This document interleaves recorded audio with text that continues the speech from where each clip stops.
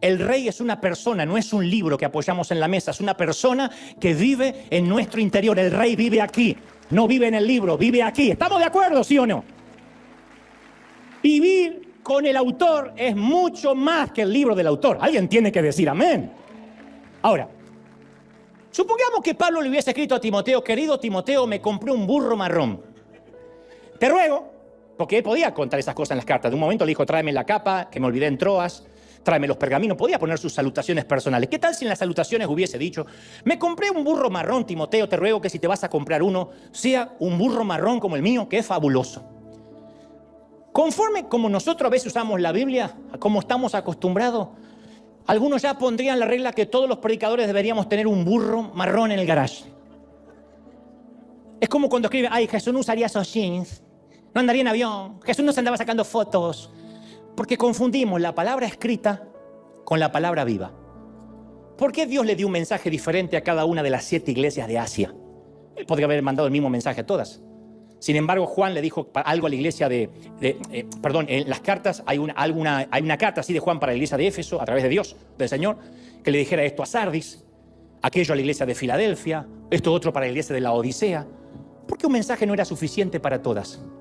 Porque existe una palabra escrita y una palabra viva, y a veces no sabemos diferenciarlas. Decimos que cuando Pablo afirmó: la mujer calla en la congregación, eso está en la Biblia. La Biblia dice: la mujer cierre la jeta desde que entra a la iglesia hasta que se va de la iglesia. Tal vez evitaríamos chisme. No sé. No, los varones también son chismosos. Pero digo, Pablo dice: la mujer cierre la jeta en la congregación.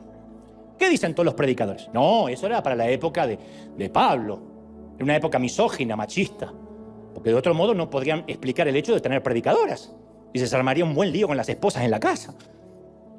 Pero luego afirmamos que la mujer debe usar falda porque Pablo dijo que la mujer no usa ropa de hombre. Entonces confundimos la palabra escrita con la palabra viva. La palabra es la palabra de Dios, pero no es Dios. Si no, terminamos cometiendo bibliolatría, donde la Biblia es más importante que quien la inspiró. ¿Me están siguiendo, sí o no? Te lo voy a poner en palabras más simples y pragmáticas. Cualquier religión tiene un fundador: Mahoma, Buda, Confucio, Joseph Smith. Y esos líderes por lo general dejan un libro y todos sus seguidores tratan de hacer lo que dice el libro, porque el tipo está muerto. Lo único que quedó es el libro. Nosotros los cristianos también tenemos un fundador, que es Jesucristo. Y también seguimos lo que está en el libro, pero a veces lo hacemos como si el fundador estuviese muerto. Y nos peleamos entre nosotros tirándonos con versículos. Toma, te reprende, pum, pum, disparamos con los versículos. Actuamos como si nuestro fundador estuviese muerto, igual que el de otras religiones. Porque nos quedamos con la palabra escrita y nos olvidamos que también tenemos una palabra viva. ¿Me están siguiendo? De hecho, actuamos como si Jesús no tuviera ningún mensaje para hoy. Como si se tratara de San Martín o Bolívar, que murió y apenas alcanzó a dejarnos un libro. Ahora, gloria a Dios por el libro, pero nos olvidamos que este libro también dice que Él está vivo. Hoy está vivo, ¿sí o no? Y al olvidarnos de que está vivo, nuestras estructuras mentales no están hechas para un Cristo vivo, sino para un fundador muerto. Y venimos a la iglesia y nos tienen que hablar otra vez de la mujer samaritana, de Saqueo, de los 10 leprosos, de cuando Jesús calmó el mar en Galilea, del ciego Bartimeo, de la multiplicación de peces y panes. Y nos pasamos escuchando lo mismo año tras año, y todas las navidades lo mismo, y todas las pascuas lo mismo, y todos los días de acción lo mismo. Y repite conmigo: mira al que está a su lado y dígale: hoy ha nacido en Belén en un pesebre, hoy ha nacido en pesebre, todos los días. Como si Jesús no hubiese hecho nada desde que murió y resucitó. Como si todo terminó en Hechos capítulo 28, y ahí se terminó la Biblia. Yo pienso que hasta Jesús se debe aburrir a veces con nuestros sermones. Le dice un ángel: ¿no vas a estar donde están 2 o 3 reunidos? No, siempre lo mismo, tráeme el cassette después. Porque a veces sonamos a funeral. Porque vivimos hablando de lo que la persona difunta hizo cuando estaba viva. Yo imagino que algunos pastores llegamos al cielo y Jesús nos dice: ¿alimentaste mi rebaño? Sí, Señor. Le di a todos toda la vida Nestum, Gerber y puré de zapallo durante años. Querido Dios, agrandé el bebé. No, pero lo alimentaste y le di leche hasta que le salió diarrea. Le di leche y leche. Agrandé el bebé. Y ni hablar de los que están centrados en las actividades de la iglesia y no en Jesucristo. Y fin de semana reunión de solteros los martes, miércoles oración, jueves estudio bíblico, viernes jóvenes. Y decimos: qué fiel y espiritual, cómo ha crecido este hermano, no falta ninguna reunión. Y el pobre está estresado así. Y si falta un servicio, se está enfriando el hermanito. Dios tuvo que permitir una pandemia para que nos cerraran los templos por más de un año y nos demos cuenta que ser maduro no tiene que ver con congregarnos, con venir a reuniones, con no faltar, con que nos hagan un seguimiento. Entonces necesitamos una generación que sepa que la iglesia gira alrededor de una persona y este es Jesús. Digan conmigo esto sí, Jesús. Ahora, Jesús no nos dejó solo un libro y dijo, aquí les dejo la Biblia. Traten de descubrir lo que significa cada libro. Hagan sus concordancias, sus versiones. Hasta la vista, baby. Y se fue. No dijo eso. Dijo, yo estoy con vosotros todos los días hasta el fin. Donde hay 2, 3 congregados en mi nombre, yo estoy en medio de ellos. Nunca dijo que estaba muerto. Está vivo. Alguien tiene que decir amén. No nos dejó huérfanos. Él vive dentro de nosotros, ¿sí o no? Dijo, no los dejaré desconsolados. Vendré por ustedes. No se queden solo con un libro. Yo habito en sus corazones. Me les voy a meter dentro con algo mejor que cuando me podían ver de tanto en tanto. En mi espíritu vivirá con ustedes. Entonces hoy los cristianos necesitamos saber que Cristo habita en nosotros. Que el autor del libro, está maravilloso el libro, pero el autor, el que lo inspiró, vive en nosotros. ¿Estamos hasta ahí, sí o no? Ahora, no quiero que te pierdas lo siguiente. Yo veo una enorme diferencia entre el Cristo que presentaba Pablo al Cristo que presentamos en la iglesia hoy. Síganme, no se pierdan. Pablo expresó en 2 de Corintios 5:16, de manera que nosotros de aquí en adelante a nadie conocemos según la carne. Aun si a Cristo lo conocimos en la carne, ya no lo conocemos así, dijo Pablo. A Cristo no se lo conoce en la carne, se lo conoce de otra forma. Cuando Pablo predicaba el evangelio, nunca presentaba al Cristo de los 4 evangelios. Es diferente a San Mateo, a Lucas, a San Juan, a Marcos, es diferente. Nunca Pablo habló de la samaritana. Era contemporáneo de Jesús. Nunca habló de la alimentación de los 5,000. Nunca Pablo predicó la prédica de Pablo del endemoniado gadareno, de la resurrección de la hija de Jairo. Nunca. Eran milagros fresquitos. Nunca Pablo habló de eso. Pablo proclamaba un Cristo ascendido que está vivo hoy y cuyo toda rodilla se doblará cuando lo vea. Y nosotros todavía a veces predicamos el Cristo con barba y sandalias. El autor de Hebreos 10:19 escribió, así que hermanos, ahora teniendo libertad para entrar al lugar santísimo por la sangre de Jesucristo, por el nuevo camino y vivo que Él nos abrió rompiendo el velo. Jesús estaba vivo antes de venir a la tierra, no nació en Belén, ya estaba vivo antes de venir a la tierra y hacerse un bebé. Vive ahora mismo después que se fue al cielo. ¿Alguien lo está creyendo, sí o no? Entonces, ¿por qué nosotros insistimos en presentarle al mundo un Jesús histórico de hace 2024 años? ¿Cuál es la razón? Que cada vez que predicamos, lo hacemos acerca del Jesús del pasado. La Biblia dice que, hablando de esos 33 años que Cristo estuvo sobre la tierra, se despojó de sí mismo. Filipenses 2:7 dice, se rebajó voluntariamente, no quiso ser igual a Dios, tomando la naturaleza de siervo y haciéndose semejante a los seres humanos y muriendo en muerte de cruz como un criminal. Hoy Jesús tiene un nombre sobre todo nombre, ¿estamos de acuerdo? Ante el cual se doblará toda rodilla. Pero mientras estaba en la tierra se lo conoció simplemente como el hijo del carpintero. El Jesús que andaba en la tierra, con barba y sandalias y túnica, era un Cristo despojado. Y a nosotros todavía nos siguen sorprendiendo las cosas que hacía ese Cristo despojado, como por ejemplo cuando maldijo una higuera.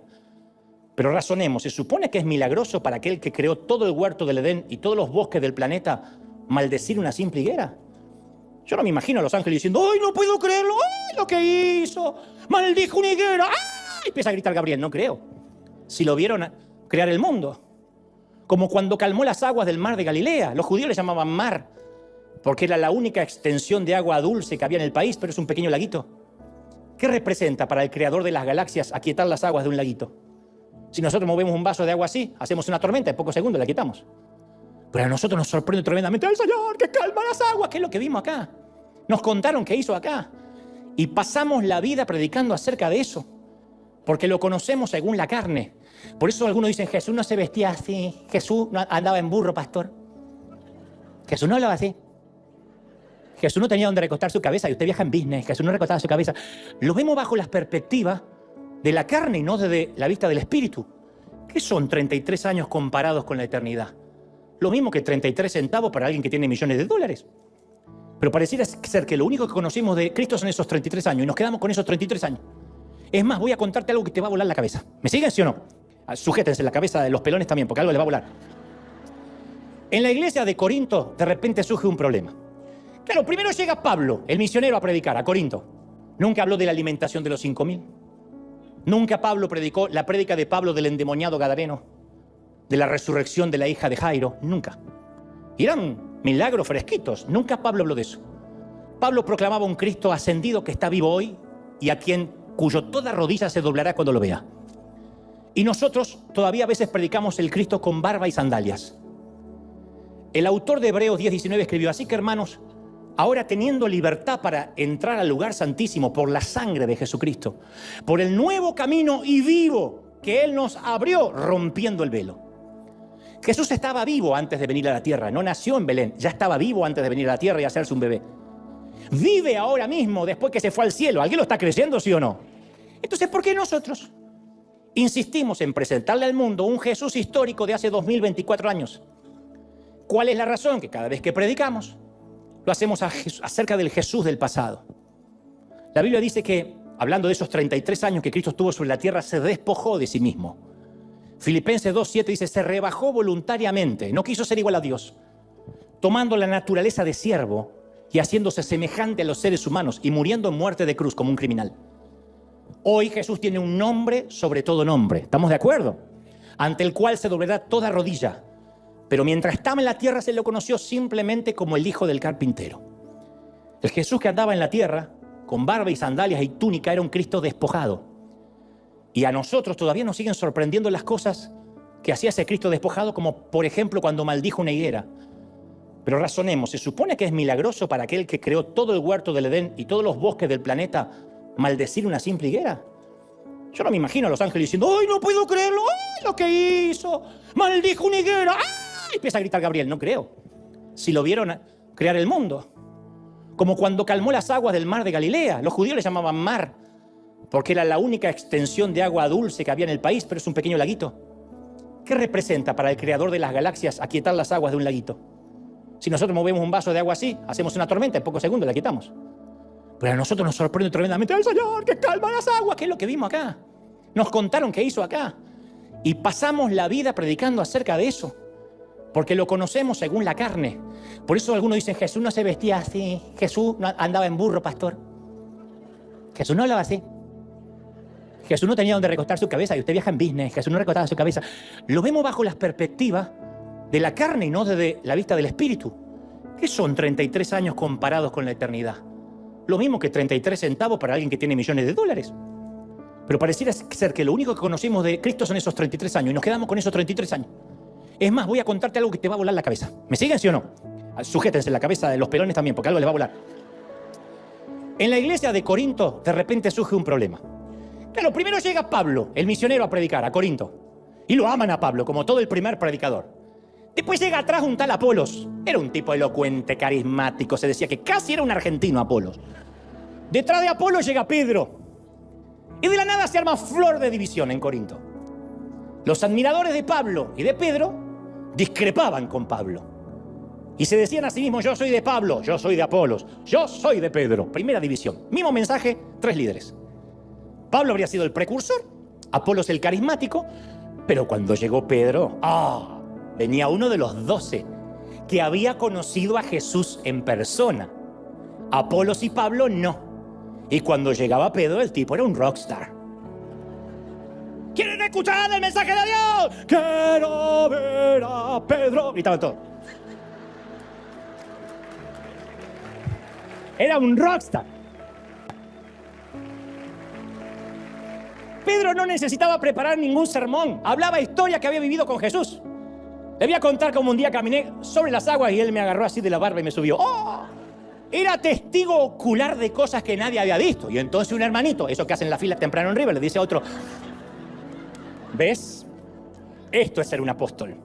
Porque Pablo nunca nos contó este tipo de vivencias. En cambio, este Peter sí estuvo con Jesús. La cosa es que la murmuración empezó a llegar, a escalar a los oídos de Pablo. Y Pablo agarra la pluma, que es lo que más bien le salía, el lápiz, el papel, y escribe a los corintios. Y dice en 2 de Corintios 5:16: a ver, a partir de ahora en adelante, ya no vamos a conocer a nadie según la carne. Y algunos que hayan conocido a Cristo vivo en la carne, ya ninguno lo vamos a conocer así, ¿estamos? O sea, en otras palabras está diciendo, no me importa si eres doctor, si eres apóstol, acá lo que cuenta no es tu título, sino tu relación con Cristo. El significado de sus palabras era, yo prefiero conocerlo como lo conozco, no como lo conoció Pedro. ¿Cómo conocía Pablo a Jesús? Posiblemente fue el contemporáneo de Jesús, tenía la misma edad. Nunca sabemos si se lo cruzó estando en la tierra. Pero el Señor un día, camino a Damasco, abrió una ventana en el cielo y se le apareció en persona resucitado. Más tarde Pablo fue levantado al tercer cielo, a la sede central del reino de Dios. Y en esa ocasión tuvo una entrevista con Cristo en el cielo. Cuando Pablo fue arrebatado al cielo, habló con Cristo, pero no con el Cristo de barba y sandalia. Ay, me viniste a ver, todavía recuperándome de la cruz. No fue eso. Se encontró con el glorioso y eterno Cristo. Lo vio en su perfecto estado, lo conoció como rey. Era mejor que conocerlo en la carne, durante el periodo de la humillación, como lo había conocido Pedro. De hecho, por eso Pedro después tenía dificultades para entender algunas cosas de Pablo. En 2 de Pedro 3:16, Pedro dice, tengan cuidado cuando lean las cartas de Pablo, porque tiene algunos conceptos difíciles de entender. Pedro había visto a Cristo desde el ministerio terrenal, Pablo lo había contemplado en su gloria. Tenía una comprensión más profunda de Cristo. Yo siempre digo, el pobre catolicismo, con lo que yo amo, los hermanos católicos, a veces les cuesta creer en un Cristo poderoso porque le ponen una imagen de un Cristo famélico colgado en la cruz, como diciendo, ¿y qué te voy a ayudar si no me puedo soltar de acá? ¿Cómo crees que te dé una mano? Liberame una y a lo mejor puedo. Entonces, al igual que Pablo, nosotros también deberíamos de haber conocido al Cristo como es ahora, y no cuando usaba barba. A veces la gente dice, una visión, se me presentó con sandalia y barba. De verdad no puedo ir ni a Rosa a comprarse algo más decente. Esa es tu imagen. Gracias a Dios que no lo conocimos como humano. Porque una conciencia demasiado grande del Cristo en la carne es un impedimento para conocerlo en el Espíritu. Y cada vez que aquellos que lo conocían en la carne oraban, recordaban su apariencia. De hecho, tuvieron que algunos tocar sus heridas para creer que era Él. Pablo no tenía ese problema, él conocía al Cristo como rey. Para Pablo no era un prócer, no era un personaje muerto. Para él era alguien que estaba sentado en el trono a la derecha de su Dios. ¡Aleluya! Ese era Cristo para Pablo. Por eso Pablo nunca citó una sola historia de los evangelios. Nunca dice, querido Timoteo, voy a explicarte el pasaje de la mujer samaritana ahora cuando vaya. ¡No! Voy a hablarte del Cristo que yo conocí. Entonces, si queremos abandonar el enanismo, tenemos que recordar que existe la palabra escrita y la palabra viva. Quienes solo aman la palabra escrita son los que se ofenden porque el predicador no abrió las Sagradas Escrituras y no la hizo leer, aunque la diga de memoria. Pero ellos exigen que se abra el libro, a ver en qué página, cuántos lo encontraron ya. Son los que aman más el libro que el autor. No, porque no aman el autor, aman al libro y sus doctrinas. Pero se olvidan, insisto, que este libro dice que Él está vivo. Y Él todavía sigue haciendo milagros, sigue haciéndolos. Él no quiere que hablemos de los milagros que están escritos aquí. De hecho, dice, no se pueden escribir en un libro todo lo que ha hecho. No sabemos ni la 10ª parte de lo que hizo. Y estamos amarrados a esos 33 años. Como que el Señor todavía tiene que calmar nuestro laguito de Galilea o transformar nuestra agüita en vino. Ya está. Lamento decepcionar a muchos, pero nuestro Señor Jesús ya ni usa barba, ni sandalia, y tampoco lo veremos así en el cielo. Dudo que Él conserve la moda que tuvo que adquirir cuando solo era un simple ser humano del siglo I. Juan lo vio en una visión en el cielo en Patmos y así lo describió. Estaba vestido con una banda dorada atada a su pecho. Su cabello era blanco y como la lana o como la nieve. Sus ojos brillaban como llamas de fuego. Sus pies eran como de bronce brillante, recién salido del horno. Y su voz era como el sonido de una catarata.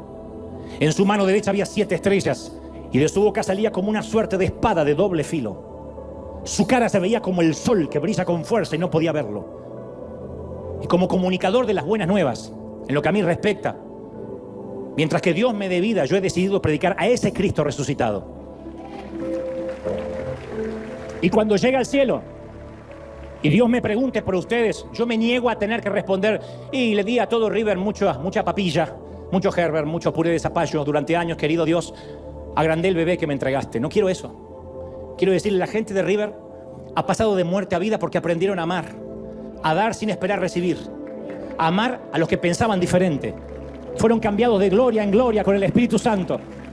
Y aquí te presento el fruto de la iglesia: amor, paz, alegría, paciencia, amabilidad, bondad, fidelidad, humildad. Esto es iglesia, gente, esto es iglesia. Vamos a levantar a un Cristo vivo, aleluya. Vamos, vamos, ponte de pie y dale un aplauso grande al Señor de señores. Dale un aplauso grande y dile: el Señor está vivo, vivo, vivo, vivo.